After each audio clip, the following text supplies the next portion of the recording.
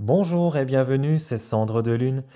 Je suis super content de vous retrouver pour une nouvelle vidéo pour vous présenter un nouvel oracle. Il s'agit donc de l'oracle des dragons de Magali et Sarah Motet, donc aux éditions Secret d'Étoiles. Il existe d'autres titres de cette collection. De mémoire, il y en a un sur Merlin, il y en a un sur les sorcières, un sur les runes, Esprit du Nord et runes. Et je crois qu'il y en a un aussi sur les plantes. Alors les plantes ou les arbres, je ne sais plus trop. Et du coup, bah voilà, là c'est le tout nouveau. Donc sur les dragons. Donc voilà, donc il a une magnifique boîte, boîte cartonnée, hein, voilà, qui s'ouvre avec un petit rabat là, mais très très joli. Alors on nous dit donc tantôt ailés, cornus, écailleux, oui, écailleux, les dragons sèment leur souffle de feu sur les landes, les prairies, les monts et les océans. Ils habitent en des territoires mystérieux entre les mondes visibles et invisibles. Bêtes mythologiques, les dragons peuplent nos légendes, incarnant tour à tour le chaos et la renaissance, nos faiblesses, nos zones d'ombre et nos combats épiques. Ouvrez l'œil, tendez l'oreille et écoutez les messages des dragons grâce aux 25 cartes de cet oracle. Et donc il est à tout petit prix, donc il est à 14,95 €. Et donc vous pouvez le retrouver dans toutes les librairies, sur internet et sur le site secretdétoiles.com. Alors on va découvrir ça donc ensemble. Alors le seul petit inconvénient donc de ces boîtes, après voilà, c'est des jolies boîtes, mais le seul inconvénient, je dirais, c'est à force d'ouvrir, de fermer, d'ouvrir, de fermer, à force, voilà, ça abîme, voilà, au niveau du pli, et puis au niveau donc des petits rabats, du coup, à force, ça s'abîme, ça se déchire, et bon, ce sera un peu l'inconvénient que je pourrais dire à ces boîtes. Donc après, voilà, faut l'ouvrir, le fermer doucement, quoi, avec précaution. Donc on a un livret donc tout en couleur. Donc ça c'est cool. On a donc un sommaire avec donc une ouverture. Donc qui est le dragon et d'où vient-il? La sagesse dragonesque, le chevalier et la princesse, l'œuf et le sang du dragon, runes et dragons, les éléments, la place du légendaire, mode d'emploi de cet oracle dragonesque. Et après, donc, on a donc la signification des cartes avec le titre et la page. Et à la fin, donc, on a une clôture. Donc là, pour l'ouverture, on nous dit que le dragon apparaît au tout début des âges. Il enveloppe les premiers hommes de sa puissance magnétique sur chaque terre, des confins glaciaux jusqu'aux frontières torrides. Tantôt ailés, cornus, écailleux, à tête de coq ou de lion, les dragons sèment leur souffle de feu sur les landes, les prairies, les monts et les étendues océanes. Le dragon habite en des territoires mystérieux et hostiles. Il semble hanter les fines lisières chevauchant les mondes invisibles, visibles et invisibles, de la même manière qu'il occupe une obscure parcelle de notre ressenti entre conscient et inconscient. Cet animal mythologique, tantôt sphinx, licorne ou léviathan, incarne bien des pulsions. Il fantasmagorise notre quotidien, poétise nos légendes et dramatise notre relation à la nature. Il peut se montrer, il peut se montrer le reflet exact de l'ambiguïté de nos existences, le tatouage serpentin de nos cicatrices humaines indélébiles. Le dragon est un symbole premier, matérialisant tour à tour le chaos, la royauté, la fécondité et la renaissance. Il incarne nos faiblesses, nos zones d'ombre et nos combats épiques. Donc après on nous explique un petit peu qui est donc le dragon, d'où vient-il, son origine. Voilà, donc là le mot dragon remonte à l'Antiquité grecque où drakon signifiait regard perçant. Le dragon voit et transperce les apparences, il est parfois doté d'une carboucle frontal, troisième œil permettant la double vue. On retrouve des traces de son passage dans les textes sumériens ou babyloniens il y a plus de 7000 ans de cela. Donc depuis toujours, le dragon est peint, sculpté, décrit dans les arts de tout lieu, en toute époque. Il représente la force première et chaotique, destructrice parfois. Le dieu ou le héros se doit de combattre le dragon, car il est force de déstabilisation face à l'ordre établi, qu'il soit divin ou humain. Pour sauvegarder l'univers, le dragon doit périr. Il est la matière brute et primordiale qu'il faut apprivoiser puis modeler. Donc après, voilà, Voilà. En revanche, après, voilà, si vous voulez lire plus en détail, n'hésitez pas à mettre pause. En revanche, le dragon reste un monstre par sa brutalité féroce et son incapacité à porter des armes. Et il a le pouvoir d'épouvanter les peuples ennemis par le seul fait de dérouler ses anneaux reptiliens sur les étendards assyriens, parthes, scythes, romains ou bretons.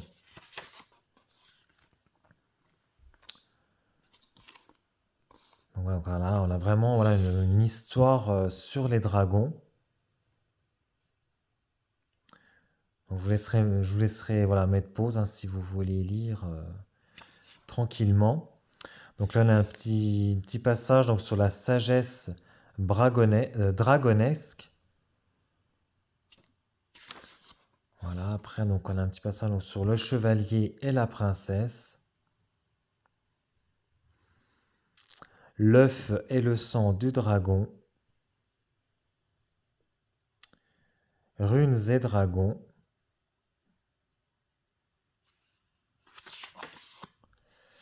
Donc après, on a donc un passage donc, avec donc, les éléments.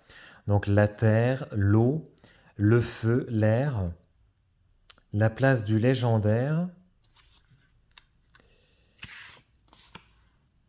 Et donc après, on a donc un mode d'emploi de cet oracle dragonesque. Donc nous avons choisi des dragons porteurs de sens à la symbolique forte. Chacun est lié à un élément et au souffle d'une rune. Chaque carte s'articule selon la structure suivante. Les mots-clés donnent un aperçu immédiat du sens de la carte. La représentation est la trace à la fois physique et rêveuse que le dragon a laissée dans les inconscients. Le légendaire est le souvenir symbolique du dragon imprimé dans les parchemins de la mémoire collective des hommes. La rune est un infime reflet du dragon, sa face de pierre et de profondeur ancienne.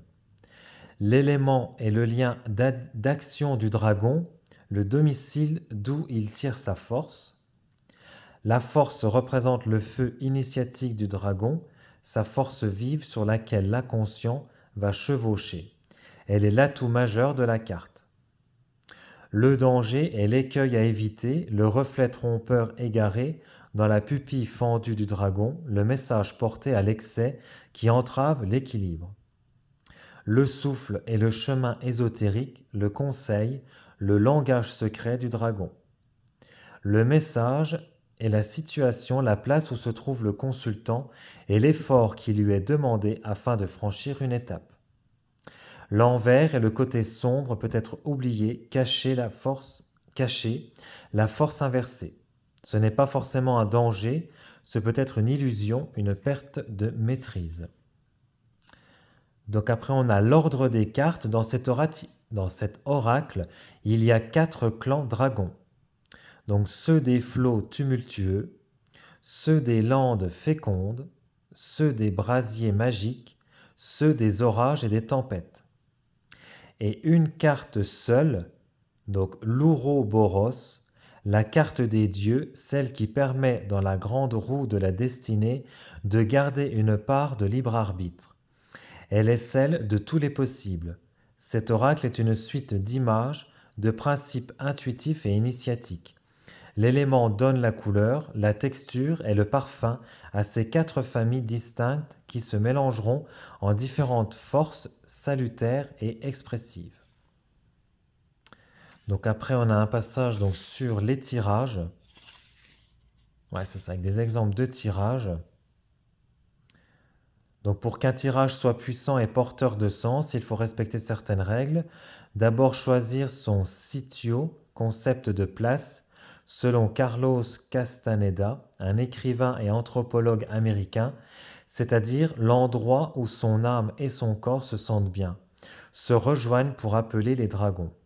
Ensuite, la meilleure heure semble être le coucher du soleil, les dos écailleux de ces créatures resplendissant aux dernières lueurs du jour.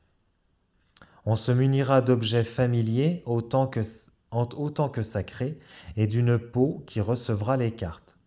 Les dragons sont des alliés puissants mais exigeants. N'oubliez jamais de les remercier en laissant s'envoler dans l'air du soir quelques brins de tabac, de sauge ou d'estragon. Ne pas oublier qu'un tirage n'amène aucune certitude, juste des possibles, des parfums d'ailleurs. L'arrêt de son dialogue intérieur permet à l'intuition d'être, de se poser sur les cartes et ainsi de déployer ses ailes à la nuit et au chaos purificateur. La lecture des cartes Dragon demande l'ouverture du troisième œil, de l'escarboucle cise au front des dragons. Les dragons s'apprivoisent et aiment à capter la lumière, et comme ils sont un peu orgueilleux, ils aideront à mettre en évidence les difficultés comme les aides, à condition de leur poser des questions claires et limpides, et surtout de leur prêter une certaine allégeance. Et donc après, on a donc deux exemples de tirage, avec le tirage à 3 cartes, dit Esculape. Donc il est simple et permet de rapidement visualiser sa place dans l'univers. Il parle du passé, présent et de l'avenir. Et le tirage à 5 cartes, dit Ouroboros. Ce tirage est plus complexe, il laisse visualiser un chemin initiatique avec ses obstacles, ses rêves et ses forces. Les cartes dragons sont plus simples à éparpiller et à choisir qu'à tirer comme dans un jeu de tarot traditionnel. Et donc après on arrive donc à la signification des cartes avec cette magnifique illustration. Et donc voilà, donc là on a donc la carte avec l'illustration, le titre, le clan des dragons. Donc là, c'est le clan des flots donc tumultueux, avec donc des mots-clés. Et après, donc on a la signification avec donc les différents, comme ce que je vous ai lu tout à l'heure, avec donc les différentes structures. Voilà, avec la représentation, le légendaire, la rune, l'élément, la force, le danger, le souffle, le message. Et l'envers, c'est si la carte du coup est à l'envers. Et donc on a donc la même structure donc pour chacune des cartes. Et donc à la fin, donc on a une clôture. Donc laissez-vous envoler par l'énergie brute des dragons. Elle vous entraînera sur des sentes oubliées, redéfinira la force de l'inconscient en le mesurant aux éléments, aux anciennes croyances, aux peurs ancestrales. Le dragon est un maître exigeant, une créature amorale et impulsive, qui côtoie le chevalier qui est en nous et lui enseigne les secrets de sa quête. La façon de dépasser ses angoisses est de bondir dans l'inconnu. Les dragons sont nés de la lave et de la terre à ses débuts, de l'eau terrible et fracassante, de l'air aux vapeurs de soufre et de création. Ils sont arc-en-ciel, constellations. De nombreux peuples les adorèrent tout en les craignant, leur parlèrent en des langues sifflantes et emplies de prophéties abyssales. Le christianisme essaya de les tuer à coups de lance vengeurs et de mépris, les reléguant petit à petit au tréfonds des enfers. Aujourd'hui, ils nous envoient leur souffle puissant, leur haleine de flamme et de sang pour nous faire comprendre le respect dû à la nature sauvage et troublante, à sa force bienveillante et pourtant dangereuse. Le dragon nous demande de domestiquer sa magie pour atteindre de plus hauts niveaux de conscience. Nous avons tenté à travers cet oracle de rencontrer les dragons sur leur terre et de transmettre un peu de cette tonitruance nécessaire et féconde en ces temps d'absence. Voilà, donc là on va découvrir donc ensemble les cartes. Alors là, ce que je viens de penser, c'est qu'après, si vous voulez vraiment garder la boîte dans un état neuf, quoi, pour pas l'abîmer, après vous pouvez mettre les cartes dans un pochon ou dans une autre petite boîte hermétique avec le livret et au moins ça permet que la boîte ne soit pas abîmée. Donc voici donc le dos des cartes. Magnifique dos. Voilà, elles sont donc toutes brillantes. Ce sont des très très grandes cartes, hein. Vous voyez par rapport à ma main, ce sont des très très grandes cartes. La tranche donc est neutre. Qualité de carte, elles sont relativement souples mais assez épaisses. Donc très bonne qualité. Elles n'ont pas l'air de coller entre elles. Parce que ouais, non, sont brillantes. Ouais. Non, elles ne collent pas entre elles. Et donc voici donc les illustrations. Magnifique illustration. Donc on a l'illustration sur toute la carte, hein, on n'a pas de bordure, on n'a rien du tout. Donc là on a donc le mont Saint-Michel. Là on a la Vouivre.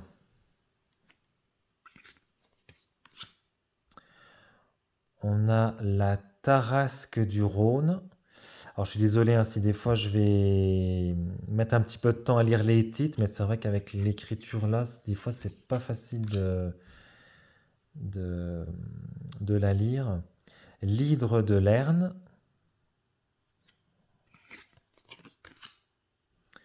Le Léviathan.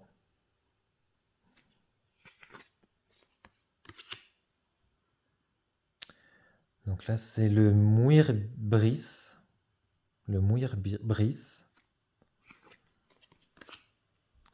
Le Lézard. Elles sont vraiment très très très jolies. Alors là, c'est le Nidog. Je pense que ça se prononce comme ça. Nidog. Le Python.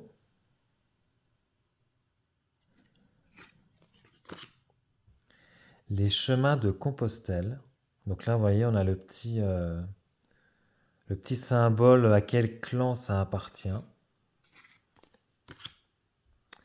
L'Esculape. Dreki. Ah, elles sont vraiment trop trop trop belles. J'adore. Alors là, Siegreft et le dragon Fafnir. Je suis désolé si je lis mal les titres, mais non, Siegfried et le dragon Fafnir. J'espère que ça se prononce comme ça. Très très joli.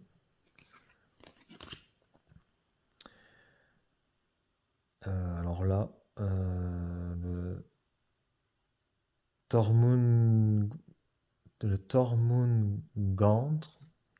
Ouais, là, je suis vraiment désolé. C'est vrai que l'écriture est un peu.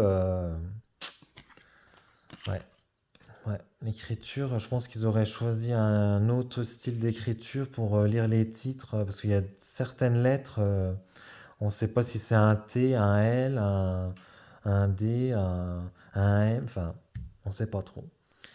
Donc bah là, donc le basilic, la salamandre, très très joli, le dragon gallois. Donc ça, c'est ce qui reprend la couverture. Le dragon sous la montagne. La libellule. Les gargouilles. Ah, franchement, elles sont vraiment très très très belles. Puis le fait d'avoir un effet un peu brillant comme ça, c'est très joli. Les tempestaires. L'adon. Très joli aussi. Mélusine.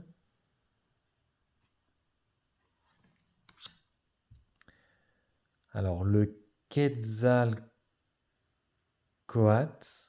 Je sais pas si ça se prononce comme ça. Je suis désolé. et l'Ouroboros. Alors celle-ci, qu'est-ce qu'elle est belle. Elle est vraiment très très jolie. Ah ouais, très belle oracle. Alors, je vais vous tirer donc une petite carte. Ouais, donc elle se mélange très très bien. Alors après, pareil, je pense que pour les personnes qu'on... Bon, moi ça va parce que bon, j'ai assez grandes mains, donc je peux prendre les cartes comme ça. Ou après, oui, on peut les prendre comme ça, mais oui, ou après on peut les battre comme ça, mais c'est moins pratique. Mais c'est vrai que pour les gens qui ont des plus petites mains, pour les brasser, je pense que ça va être compliqué. Alors après, bah, sinon vous les mélangez comme un jeu de cartes classique, et puis après, bah, au pire, vous les étalez devant vous, et puis vous choisissez une, trois ou cinq cartes, ou plus, hein, si vous avez voilà, d'autres exemples de tirage. Bon, hop. Donc on a donc les chemins de Compostelle. Alors, je vais vous lire. Je vais prendre donc hop, la bonne page.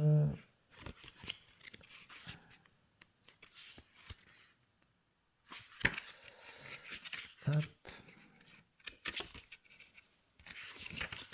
Alors, je regarde en même temps. Ouais, c'est ça. Donc, je pense qu'en fait, le symbole que je vous ai dit, en fait, c'est pas le symbole des clans. C'est pas du tout le symbole des différents clans. Je pense que c'est juste un symbole. En fait, le symbole des clans, on le retrouve uniquement dans le livret. Donc là, dans le livret, c'est une noisette, le symbole du clan. Et donc là, c'est le clan des landes fécondes. Donc les mots-clés, c'est élévation, lâcher prise, dépouillement. La représentation. Depuis toute éternité, les pèlerinages de Saint-Jacques suivent la grande vouivre terrestre et les chemins étoilés de la voûte céleste. Ils serpentent par des sanctuaires anciens, des sources sacrées, des pierres levées. Ils sont les veines de la terre, les labyrinthes mystérieux de voies secrètes et initiatiques. Niveau légendaire. La légende raconte qu'un ermite découvrit en l'an 813 le tombeau de Saint Jacques tout au bout des terres, dans la lointaine Galice. Il arriva dans ce lieu sacré un soir de pleine lune en ayant suivi le chemin des étoiles. Compostelle signifie le champ d'étoiles. C'est une porte entre le ciel et la terre, un aimant vers lequel les chemins convergent, porteurs de l'énergie de chaque pas. Donc la rune qui est associée, c'est Iwaz, résonne de mémoire oubliée, du battement sourd, du bourdon de pèlerin au fil des chemins de son cœur. Cette rune est